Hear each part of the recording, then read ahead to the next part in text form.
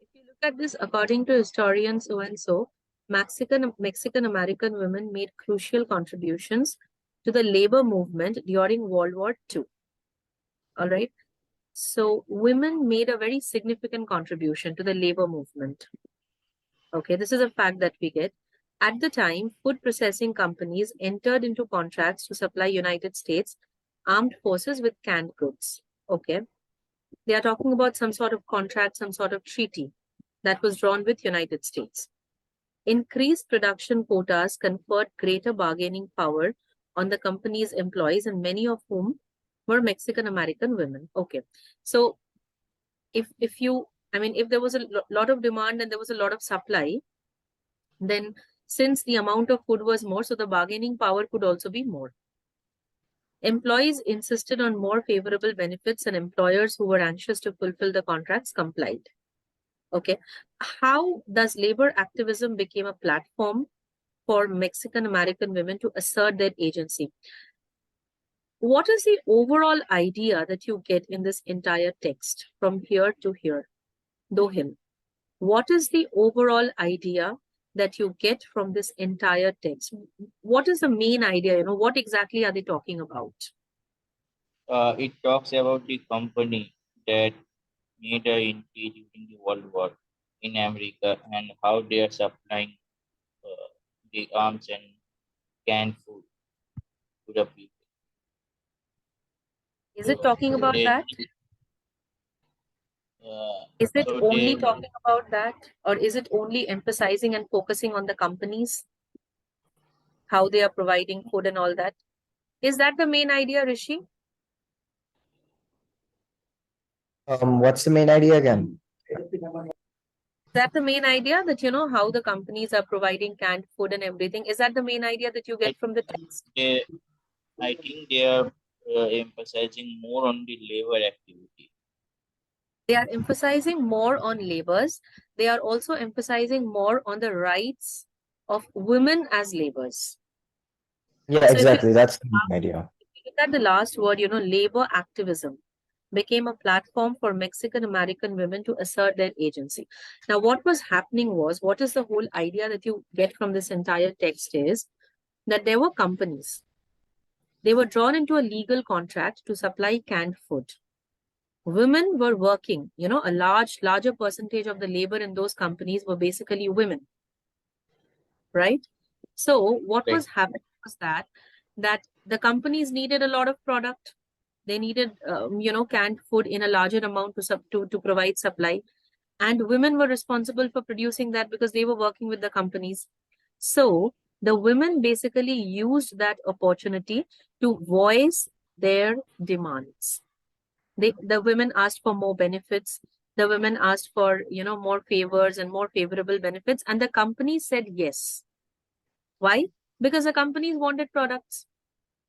So this whole text is basically focusing on labor activism, which is a term wherein the women basically use this opportunity to voice their opinion, to voice their demands, and to, you know, extract and squeeze more favorable benefits for them. Is that clear? So somewhere, you know, I feel this is also kind of, you know, stressing or emphasizing upon the kind of bonding that was there, right, between the women laborers or the laborers and the company management employees. Yes or no, guys? Both of you, Rishi and Yes. Dohil? Yes, yes. All right. Now, my question to you guys would be, let me ask, you know, ask Rishi first. Why did you say C as the answer? You know, anywhere do you see? Now, C says it notes a possible exception. I mean, do you find the text, do you find anywhere they are talking about any sort of exception to the historical narrative of labor activism? Exception means something which has not happened. You know, something. So these are the 5 rules, or this is what was happening under labor activism. But suddenly during World War II, something else is happening. And probably they were talking about that in the text. Are they talking about any exception in the text, Rishi? Not exactly, but the word insisted kind of makes it work. Like it says employees insisted, so I guess exception would be fine. They aren't.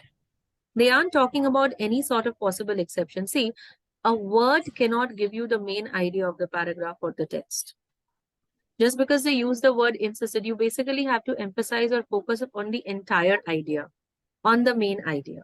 Okay, so C cannot be my answer. Dohil gave an answer as B for Bombay, offers an Yes. example of a trend in the World War II era economy discussed earlier. How do you know that this was a trend? Uh, it was going at that moment. So How do you know that this was a trend? I mean, yeah, how do you know that this was a trend? See, trend is something that is going on, right? Trend is something which is happening since long, or trend is something, which will continue until long. So how do you know that this thing was happening since long, or how do you know that this thing will be carried forward? Do you have any specific or accurate data about that? uh, no, actually, ma'am, I thought that it discussed about the time during the World War. So I just went See, into okay, some of let me, the yeah, lines and yes, let me tell you. Look at the question. The question says, which choice best describes the function of the underlined portion in the text as a whole? Okay, so you need to find out that how is this part, this underlined portion, related to the entire text. So if you just focus on a single word, that won't work. You have to find out the idea of this underlined portion and see how is this idea relevant to the rest of the part. So here, this idea is basically trying to focus and emphasize on the kind of bonding that was shared between the women laborers and the employers.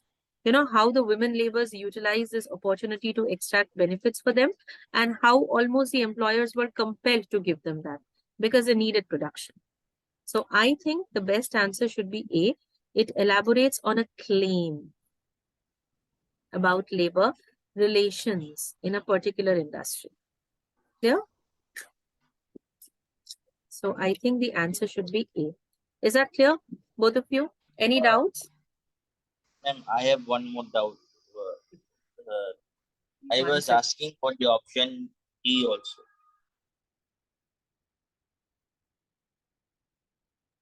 Yeah, tell me. Uh, Option D for Delhi. For Delhi. It provides further details about the identity. Does it talk even about the identities of the workers? Does it provide any further detail? All that this text is talking about is women laborers. It's talking about laborers or workers who are women. I mean, they are trying to emphasize and focus more on the women workers, basically. Mexican American. So They are not there giving are any, something are like they giving the identity. details about the identities of workers? Are they saying that, what is identity? What do you understand by identity? Identity is recognition, right? How to identify them. I think women is enough to identify the workers. I mean, are they giving any further details on the identities of workers? No, they are not. We just know that these were Mexican American women who were working as laborers with this company. That's all that we know. Clear? Clear. Okay. And ma'am, one more doubt. What is the meaning of the conflict in the last second line of the paragraph? Complied means agreed. Agreed. Complied means agreed. You're complying, you're agreeing to something, or maybe, you are giving your consent. You're not arguing, you're not debating, you're giving your consent, you're agreeing. Okay?